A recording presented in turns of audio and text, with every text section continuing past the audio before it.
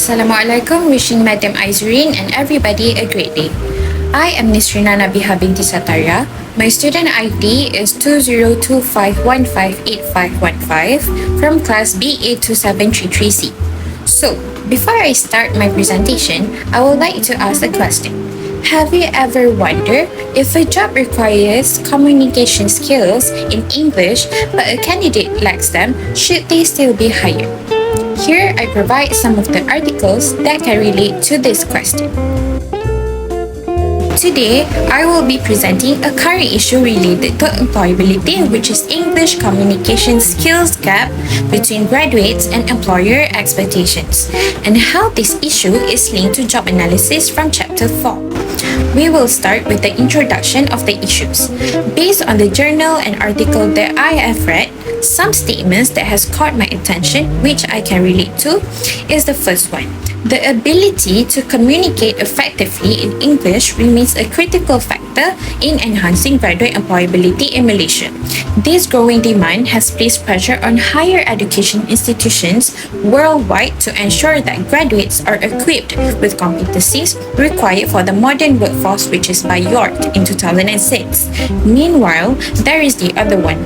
Malaysian employers prioritize graduates who can express themselves clearly in English, both orally and in writing, with language accuracy playing an important role in hiring decisions by Hamid and Zainuddin in 2014 and 2019.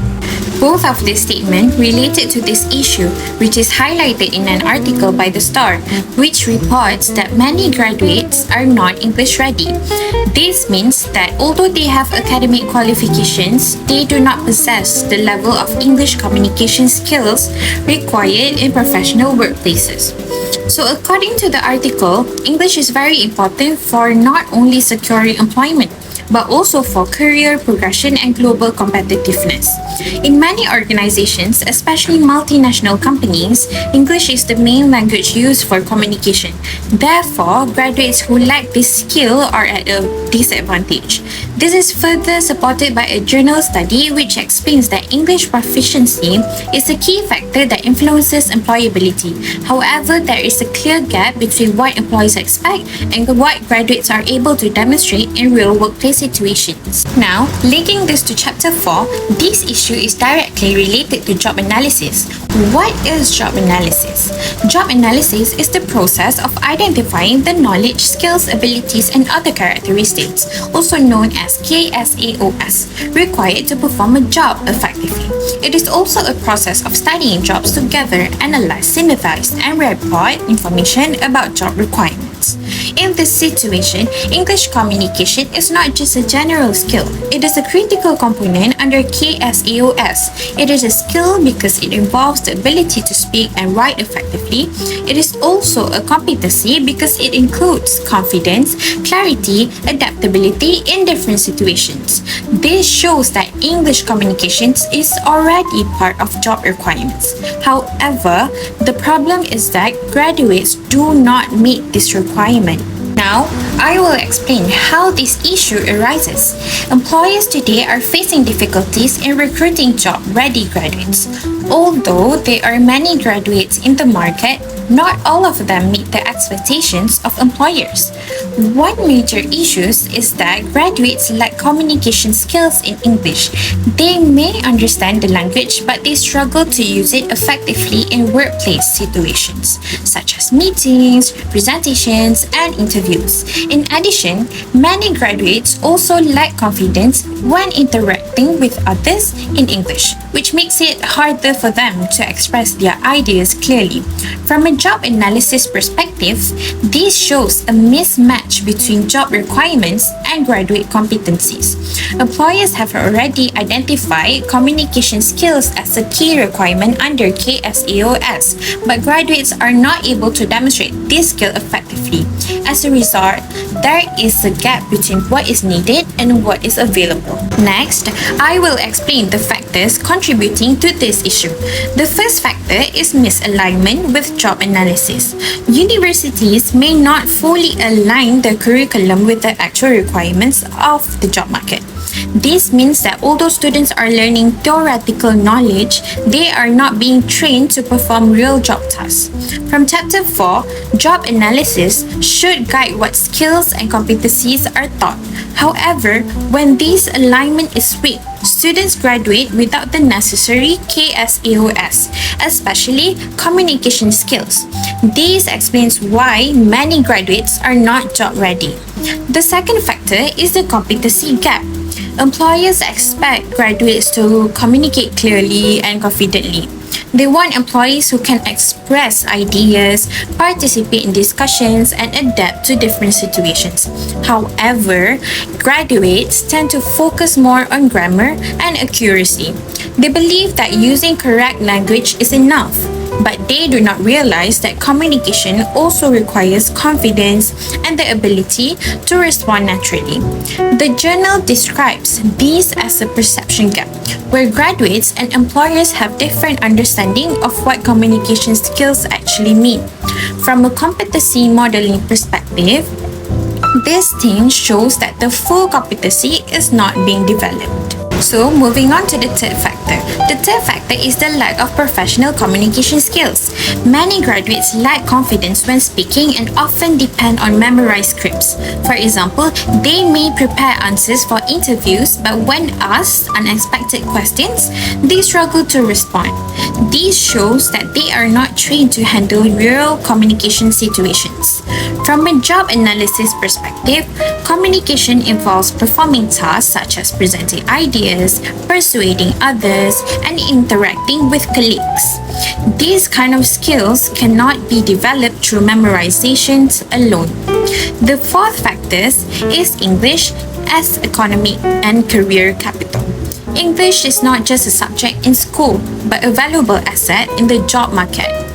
The article actually explains that English opens opportunities for international jobs and higher value positions. The journal also supports this by describing English as linguistic capital, meaning it gives individuals an advantage in their careers. Graduates who are proficient in English are more likely to secure better jobs and higher salaries compared to those who are not. Now, I will discuss the impacts of this issue.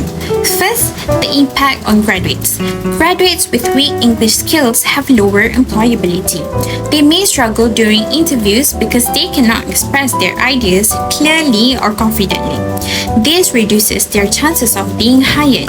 In addition, their career growth may be slower because communication is important for promotions and leadership roles. If they cannot communicate effectively, they may not be able to take on higher responsibilities. Second, the impact on employers. Employers face increased training costs because they need to train new employees to improve their communication skills. This takes time and resources. There are also hiring delays as employers may take longer to find suitable candidates. In some cases, they may have to settle for candidates who are not fully qualified, which affects overall work quality. Next is the impact on organizations. Organizations may experience poor job person fit, where employees do not match the job requirements. This leads to misunderstandings, poor teamwork, and lower productivity. Since communication is essential for coordination and collaboration, weak communication skills can negatively affect overall organizational performance. Moving on to the fourth one, which is the impact on the economy. At a national level, this issue reduces global competitiveness. If graduates are not equipped with strong English skills, Malaysia may actually become less attractive to foreign investors and multinational companies. This can slow down economic growth and limit job opportunities for future graduates. From a job analysis perspective, all these impacts occur because there is a failure to match KSAOS with job requirements. This leads to ineffective recruitment and inefficiency in the workforce. On to the next, critical analysis. The first issue is the failure in job analysis application. Employers have already identified English communication as an important requirement. However, universities are not effectively applying this information in their teaching. This shows a gap between job analysis and education, where the identified skills are not properly developed in students. And then the next one is weak competency modeling. In chapter 4, communication is actually a part of presenting competency. However, graduates lack confidence, clarity, and adaptability. This shows that the competency is not fully developed. The third issue is the language wall problem. This refers to a situation where graduates have strong technical knowledge but cannot communicate effectively. As a result, they cannot perform well in real-world situations. The fourth issue is human capital theory. English proficiency increases a person's values in the job market. Graduates who lack this skill have fewer opportunities and lower income potential. The fifth issue is symbolic power. Based on Bourdieu's theory, English act as a gatekeeper to better opportunities. Those who are proficient have more advantages, while others may be left behind. Now, I will present the solutions and recommendations. The first solution is to improve the curriculum based on job analysis.